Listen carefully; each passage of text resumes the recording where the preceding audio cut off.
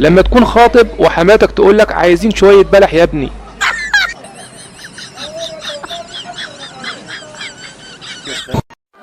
الحمار بظل حمار، لو لبسته لو طقمته لو حممته شو ما عملت له اعمل بظل حمار.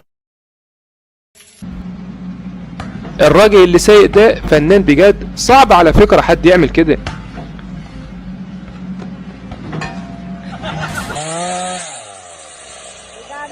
يا بخت اللي عنده عقل وما عندوش عضلات.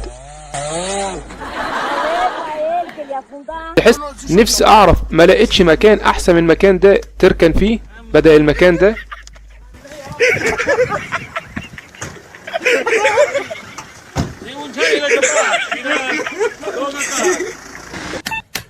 هو سؤال وانا عارف انه ماليش اجابة. راسك اتحشرت ازاي هنا؟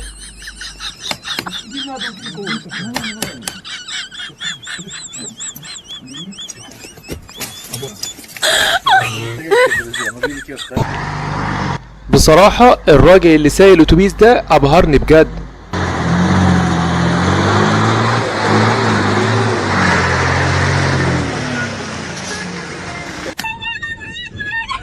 العربية دي بتعمل اقصى حاجة عندها عشان تخلص المهمة بتاعتها على اكمل وجه.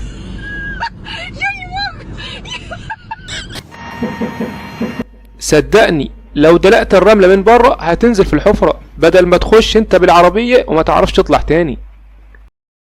اما صاحبنا ده شغال تمام، بس الظاهر كده زمايله اللي معاه كانوا عايزين يهزروا معاه بس هزار تقيل شوية فحصل كده.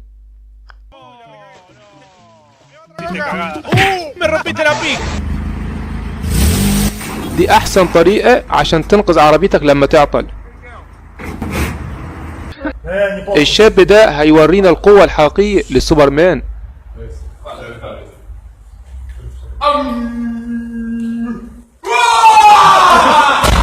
خليك بعيد انت، الظاهر الموضوع بجد. تحس الشاب اللي قاعد على اليمين ده كان حاسس باللي هيحصل فقال ابعد انا شوية.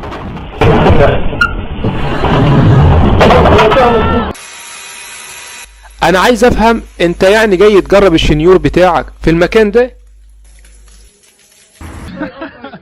لما زمايلك في الشغل يقولوا لك ورينا مهاراتك يا فنان.